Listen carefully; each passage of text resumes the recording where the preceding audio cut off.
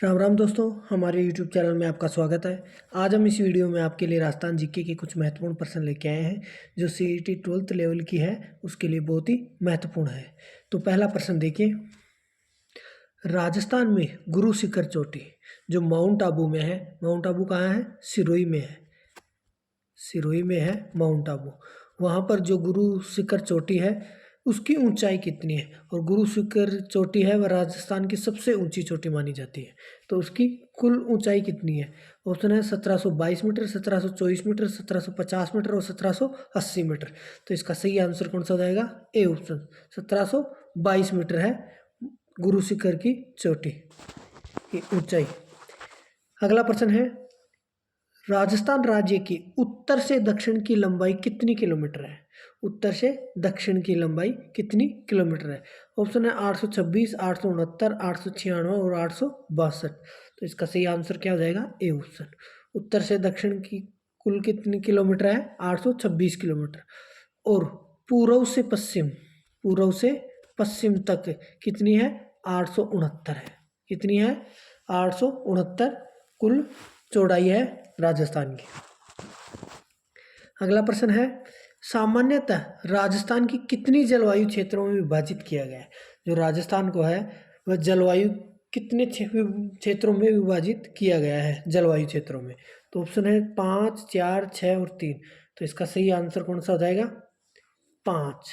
कितने जलवायु क्षेत्रों में बांटा गया है राजस्थान को? सामान्यतः 5 भागों में विभाजित किया गया है।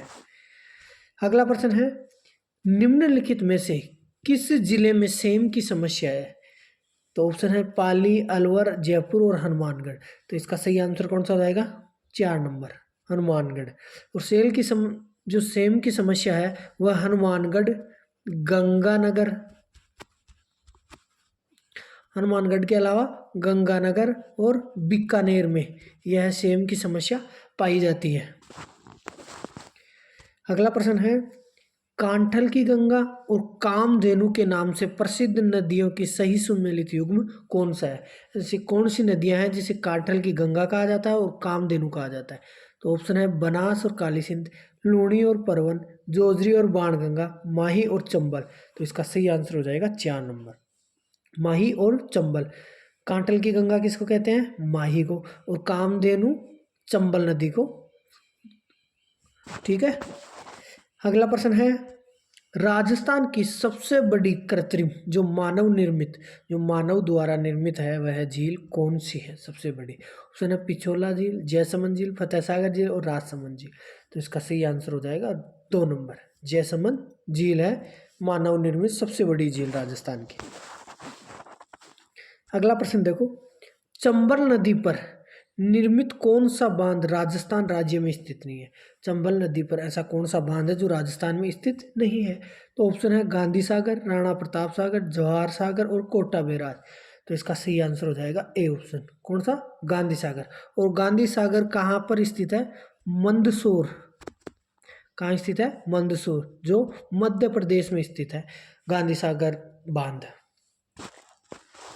अगला प्रश्न देखो, राजस्थान में वन मंडलों की संख्या है, जो राजस्थान में वन मंडल है उनकी संख्या कितनी है? ऑप्शन है 8, 10, 12 और 14। तो इसका सही आंसर हो जाएगा 3 नंबर, 12। वन मंडलों की संख्या कितनी है? 12 है। और जो भी हमारे वीडियो पर नए आए हैं वो चैनल को सब्सक्राइब करें और बेल आइकन प्रेस करें ताकि हर वीडियो की अपडेट आपको मिलती रहे। और जो भी CET की तैयारी कर रहा है वो वीडियो में लास्ट तक बना रहे। अगला प्रश्न है, राजस्थान में कृषि गणना कब की जाती है? तो ऑप्शन है प्रति 10 वर्ष पे, प्रति 5 वर्ष पर, या प्रति 3 वर्ष, या नियमित नहीं है। तो इसका सही आंसर कौन सा हो जाएगा? 2 नंबर, प्रति 5 वर्ष पर राजस्थान की कृषि की गणना की जाती है। अगला प्रश्न है, गिरबान ऊंट की सजावट के किस भाग में प्रयुक्त है? जो ऊंट की सजावट में काम में लिया जाता है गिरबान, वह कहाँ पर उपयुक्त लेते हैं इसका काम? तो ऑप्शन है पैर में, गले में, पीठ पर और नाक में। तो इसका सही आंसर क्या हो जाएगा? ए ऑप्शन, नाक में। गिरबान का उपयोग ऊंट में कहाँ किया जाता है? नाक में। अगला प्रश्न है, दोहरी रक्षा प्रचारी के साक्ष्य राजस्थान की किस सभ्यता से प्राप्त हुए हैं? जो दोहरी रक्षा प्राचीर है वह किस साक्ष्य में, मतलब किस सभ्यता से में यह साक्ष्य हमारे को मिले हैं? तो ऑप्शन है बालाथल सभ्यता, ओजियाना सभ्यता, कालीबंगा सभ्यता और गणेश्वर सभ्यता। तो इसका सही आंसर हो जाएगा कालीबंगा सभ्यता। और कालीबंगा सभ्यता राजस्थान में कहाँ है? हनुमानगढ़ में। कहाँ है? हनुमानगढ़ में स्थित है कालीबंगा सभ्यता। अगला प्रश्न है किस शिलालेख या प्रशस्ति में मुगल मेवाड़ संधि का वर्णन मिलता है? तो ऑप्शन है कुंभलगढ़ शिलालेख प्रशस्ति, राज सिंह प्रशस्ति, कीर्ति स्तंभ प्रशस्ति और जगन्नाथ प्रशस्ति। तो इसका सही आंसर कौन सा हो जाएगा? 2 नंबर, राज सिंह प्रशस्ति में मुगल और मेवाड़ की संधि का वर्णन मिलता है। अगला प्रश्न है राजपूताना नाम का सर्वप्रथम प्रयोग कब और किसने किया था? जो राजपूताना शब्द नाम का शब्द का प्रयोग है वह कब और किसने किया था? उसने 1800 ईस्वी में जॉर्ज थॉमस ने, 1890 में विलियम बेंटिल ने, 1922 में सर जॉन ने और 1902 में लॉर्ड कर्जन ने। तो इसका सही आंसर कौन सा हो जाएगा? 1 नंबर ऑप्शन, 1800 ईस्वी में लिया गया था और जॉर्ज थॉमस ने यह सर्वप्रथम प्रयोग में लिया था, इसका नाम राजपूताना का नाम। अगला प्रश्न है गुर्जर प्रतिहारों की राजधानी कौन सी थी? तो ऑप्शन है पीलो मालो भीनमाल, बूढ़ा पुष्कर अजमेर, मांडवपुर जोधपुर और जांगल बीकानेर। तो इसका सही आंसर कौन सा जाएगा? 1 नंबर, पीलो मालो जो भीनमाल है वह गुर्जर प्रतिहारों की राजधानी थी। अगला प्रश्न है अलाउद्दीन खिलजी मेवाड़ वासियों के बीच चित्तौड़गढ़ की घेराबंदी किस वर्ष हुई थी? जो अलाउद्दीन खिलजी ने चित्तौड़ की घेराबंदी की थी वह किस वर्ष की थी? तो ऑप्शन है 1567, 1303, 1534 और 1467। तो इसका सही आंसर हो जाएगा 1303 में। और उस समय मेवाड़ का जो शासक था वो कौन था? रतन सिंह। कौन था? और रतन सिंह। और ये मेवाड़ की चित्तौड़गढ़ की घेराबंदी के बाद रतन सिंह को मार दिया गया था और यहाँ की जो रानी थी पद्मनी ने 1600 रानियों के नेतृत्व में इसने जोहर किया था 1303 में। ठीक है। अगला प्रश्न है सूड़ प्रबंध। जो सूड़ प्रबंध है उसके लेखक कौन थे? यह एक पुस्तक है जो सूड़ प्रबंध है, उसका लेखक कौन था? ऑप्शन है प्रताप, राणा सांगा, राज सिंह और महाराणा कुंभा। तो इसका सही आंसर हो जाएगा 4 नंबर, महाराणा कुंभा थे सूड़ प्रबंध के लेखक। अगला प्रश्न है किस सदस्य के स्वागत में जयपुर शहर को 1876 में गुलाबी रंग से रंगवाया गया था? कब रंगवाया गया था? 1876 में रंगवाया था। और किसने रंगवाया था? राम सिंह ने रंगवाया था। सही, राम सिंह ने रंगवाया था। लेकिन किसके स्वागत में रंगवाया था? ऑप्शन है king Edward 5, Prince Albert Edward, महारानी एलिजाबेथ और प्रिंस रॉबर्ट। तो इसका सही आंसर हो जाएगा 2 नंबर, प्रिंस अल्बर्ट एडवर्ड के स्वागत के लिए जयपुर शहर को गुलाबी रंग से रंगवाया गया था। 1876 में रंगवाया गया था। और किसके ने? राम सिंह ने। अगला प्रश्न देखो, राव जोधा ने किस वर्ष में जोधपुर नगर की स्थापना की थी? जोधपुर नगर की स्थापना किसने की थी? राव जोधा ने। लेकिन कब की थी? तो ऑप्शन है 1113 में, 1459 में, 1539 में और 1926 में। तो इसका सही आंसर कौन सा हो जाएगा? 2 नंबर, 1459 ईस्वी में जोधपुर नगर की स्थापना की गई थी। अगला प्रश्न है लाटा और कूता का संबंध है। जो लाटा और कूता का संबंध है वह किससे संबंध है? ऑप्शन है मारवाड़ के जमींदारों द्वारा किसानों पर लगाए गए कर से, सुविधाओं पर लगाए गए कर से, उपज पर आंकने की पद्धति से या चुंगी कर से। तो इसका सही आंसर हो जाएगा 3 नंबर, उपज पर कर आंकने की पद्धति को लाटा या कूता कहा जाता था। अगला प्रश्न है चूरू जिले का ददेरवा ग्राम किससे संबंधित है? ऑप्शन है पाबू जी से, गोगा जी से, हरबू जी से और देवनारायण जी से। तो इसका सही आंसर हो जाएगा बी ऑप्शन, किससे था? गोगा जी से था, क्योंकि गोगा जी का जो जन्म स्थली है वह ददेरवा गांव में थी। जन्म स्थली ददेरवा गांव चूरू में थी। अगला प्रश्न है राजस्थान में तिमणिया नामक आभूषण पहना जाता है? जो तिमणिया नामक आभूषण है वह कहाँ पर पहना जाता है? ऑप्शन है गले में, सिर पर, हाथों पर, भुजाओं पर। तो इसका सही आंसर हो जाएगा ए ऑप्शन, गले में। तिमणिया कहाँ पहना जाता है? गले में।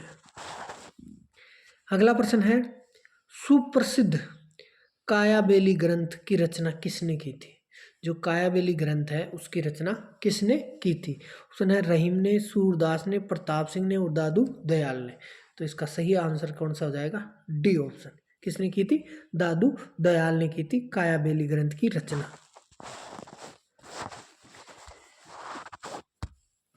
अगला प्रश्न है, बुद्धि विलास ग्रंथ के लेखक थे? जो बुद्धि विलास ग्रंथ है उसके लेखक कौन थे? ऑप्शन है नरोत्तम, बाकीदास, भगत राम साहा और कृष्णा आडा। तो इसका सही आंसर हो जाएगा सी ऑप्शन, भगत राम साहा थे बुद्धि विलास ग्रंथ के लेखक। अगला प्रश्न है, डूंगरपुर और बांसवाड़ा क्षेत्र में बोली जाने वाली बोली कहलाती थी? जो डूंगरपुर और बांसवाड़ा में जो बोली बोली जाती है वह किस नाम से जानी जाती है? ऑप्शन है मेवाती, वागड़ी, मेवाड़ी और मालवी। तो इसका सही आंसर कौन सा हो जाएगा? B option. किस नाम से जानी जाती है? वागड़ी बोली डूंगरपुर और बांसवाड़ा क्षेत्र में बोली जाने वाली बोली है। अगला प्रश्न है, कजली तीज का त्योहार किस तिथि को मनाया जाता है? जो कजली तीज का त्योहार मनाया जाता है वह कब मनाया जाता है? ऑप्शन है भाद्रपद कृष्ण तृतीया, चैत्र शुक्ल तृतीया, सावन शुक्ल तृतीया, आषाढ़ कृष्ण तृतीया। तो इसका सही आंसर हो जाएगा ए ऑप्शन, भाद्रपद कृष्ण तृतीया को कजली तीज का त्योहार मनाया जाता है। अगला प्रश्न है, राजस्थान की भील जनजाति में गांव के मुखिया को क्या कहा जाता है? जो गांव का मुखिया कहलाता था भील जनजाति के, उसे क्या कहलाता था? तो ऑप्शन है पाल, फला, गमेती और पालवी। तो इसका सही आंसर हो जाएगा सी, गमेती। मुखिया, गांव के मुखिया क्या कहते थे? गमेती। अगला प्रश्न है, राजस्थान की किस लोक देवता ने मोहम्मद गजनवी से युद्ध किया था? जो मोहम्मद गजनवी से युद्ध किया था वह लेख देवता कौन से हैं? ऑप्शन है पाबूजी, गोगाजी, जसनाजी और पीपाजी। तो इसका सही आंसर बी ऑप्शन, गोगाजी थे जो मोहम्मद गजनवी से युद्ध किए थे। अगला प्रश्न है, विश्नोई जाति के लोग किस वृक्ष की पूजा करते हैं? जो विश्नोई जाति के लोग हैं वह किस वृक्ष की पूजा करते हैं? ऑप्शन है नीम, रोहिड़ा, समी और बबूल। तो इसका सही आंसर हो जाएगा सी ऑप्शन, किसकी? समी की, वह वृक्ष, समी वृक्ष की पूजा करते हैं। अगला प्रश्न है, बीकानेरी नरमा एवं मालवी किस में है? मतलब यह है किस फसल की, किस में है बीकानेरी नरमा और मालवी? तो ऑप्शन है गेहूं की, कपास की, मक्का की और मूंगफली की। तो इसका सही आंसर कौन सा जाएगा? B option. किसकी है ये? कपास की। किस में है? बीकानेरी नरमा और मालवी। अगला प्रश्न देखो, बेणेश्वर धाम किन तीन नदियों के संगम पर स्थित है? जो बेणेश्वर धाम है वह किन तीन नदियों के संगम पर स्थित है? और बेणेश्वर धाम कहाँ स्थित है? डूंगरपुर जिले में स्थित है बेणेश्वर धाम। यह किस नदियों के संगम पर है? ऑप्शन है सोम माही जाखम, सोम माही पार्वती, सोम जाखम पार्वती, माही कोठारी और पार्वती।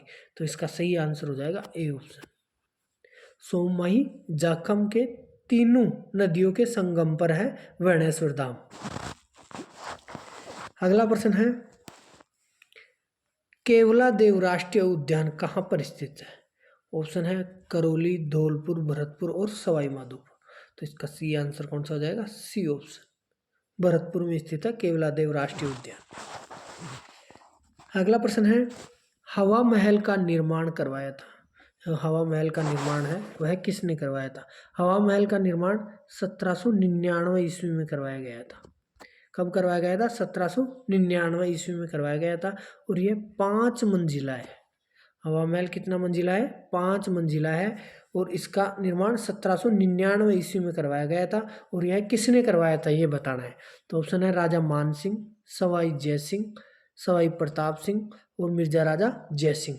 तो इसका सही आंसर कौन सा हो जाएगा? C option. इसका निर्माण किसने करवाया था? सवाई प्रताप सिंह ने 1799 ईस्वी में। 5 मंजिला है ये। और ये जो इसके वास्तुकार है वो लालचंद, कौन थे? लालचंद उस्ता थे इसके वास्तुकार। अगला प्रश्न देखो, शिवाजी के साथ पुरंदर की संधि जो 1665 में हुई थी, पुरंदर की संधि जो शिवाजी के साथ पर हस्ताक्षर करने वाला मुगल सेना नायक कौन था? जो मुगल की तरफ से जो सेना नायक था वह कौन था जो शिवाजी के साथ पुरंदर की संधि की थी? और संधि कब की गई थी? 1665 में की गई थी। तो ऑप्शन है जयसिंह प्रथम, जयसिंह तृतीय, जसवंत सिंह और शाइस्ता खान।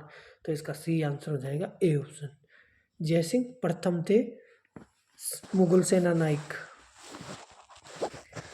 अगला प्रश्न है, बीकानेर चित्रशैली में किस बीकानेर शासक के समय उस्ता परिवार ने हिंदू कथाओं को आधार बनाकर बहुत चित्र बनाए थे? ऐसे कौन से शासक थे बीकानेर के? तो ऑप्शन है राय सिंह, जेत सिंह, अनूप सिंह और करण सिंह। तो इसका सही आंसर कौन सा हो जाएगा? सी ऑप्शन, कौन थे? अनूप सिंह थे। अगला प्रश्न है, किस चित्रशैली में पशु पक्षियों की बहुतायत रहती है? जो पशु पक्षियों को ज़्यादा बहुतायत रहती है वह कौन सी शैली है? तो ऑप्शन है बूंदी चित्रशैली, जयपुर चित्रशैली, बीकानेर चित्रशैली और नाथद्वारा चित्रशैली। तो इसका सही आंसर हो जाएगा ए ऑप्शन, बूंदी चित्रशैली में पशु पक्षियों को बहुत ही ज़्यादा महत्व दिया गया है। अगला प्रश्न है, भील जनजाति में पेय पदार्थ हेतु किस वृक्ष का अधिक उपयोग किया जाता था? जो भील जनजाति है वह पेय पदार्थ के लिए किस वृक्ष का उपयोग करती थी? तो ऑप्शन है आम का, अंगूर का, महुआ का और खेजड़ी का। तो इसका सही आंसर कौन सा हो जाएगा? सी ऑप्शन, किस वृक्ष का उपयोग करती थी भील जनजाति? महुआ का। अगला प्रश्न है, तिलवाड़ा पशु मेला किस लोक देवता की स्मृति में आयोजित किया जाता है? और तिलवाड़ा का पशु मेला वो कहाँ पर स्थित है? बाड़मेर में मेला लगता है तिलवाड़ा का पशु मेला बाड़मेर में। लेकिन यह किस लोक देवता की स्मृति में आयोजित किया जाता है? तो ऑप्शन है पाबूजी, तेजाजी, रामदेव जी और मल्लीनाथ जी। तो इसका सही आंसर हो जाएगा डी ऑप्शन, मल्लीनाथ जी के स्मृति में आयोजित किया जाता है तिलवाड़ा पशु मेला, जो कहाँ पर? बाड़मेर में आयोजित किया जाता है। अगला प्रश्न है, नाना साहब का झालरा और इब्राहिम का झालरा जलाशय है वह किस किले में स्थित है? कौन कौन सा झालरा है? नाना साहब का झालरा और इब्राहिम का झालरा, यह जलाशय है जो किस किले में स्थित है? ऑप्शन है बाला किला अलवर, तारागढ़ किला अजमेर, बटनेर दुर्ग हनुमानगढ़ और गागरोड दुर्ग झालावाड़। तो इसका सही आंसर हो जाएगा बी ऑप्शन, तारागढ़ का किला अजमेर में स्थित है। नाना साहब का झालरा और इब्राहिम का झालरा जो जलाशय है वह तारागढ़ अजमेर में स्थित है। अगला प्रश्न है, दयाराम साहनी, नील रत्न बनर्जी और कैलाशनाथ दीक्षित की किस सभ्यता में उत्खनन की मुख्य भूमिका रही है? ऐसी कौन सी सभ्यता है जिसके उत्खनन में दयाराम साहनी, नील रत्न बनर्जी और कैलाशनाथ दीक्षित की मुख्य भूमिका रही है? तो ऑप्शन है आहड़ में, बागोर में और बैराट में और गिलोंड में। तो इसका सही आंसर हो जाएगा सी ऑप्शन, कहाँ थी? बैराट जो सभ्यता थी उसमें इनकी मुख्य भूमिका रही है। जो भी सीईटी की तैयारी कर रहा है वो हमारे चैनल को सब्सक्राइब कर ले और बेल आइकन प्रेस करें ताकि हर वीडियो जैसे हम आपके लिए वीडियो डालें उसकी अपडेट आपको मिलती रहे। और यदि वीडियो पसंद आया तो वीडियो को लाइक और शेयर ज़रूर करना। अगले वीडियो जब तक डालें तब तक के लिए जय हिंद, जय भारत, जय।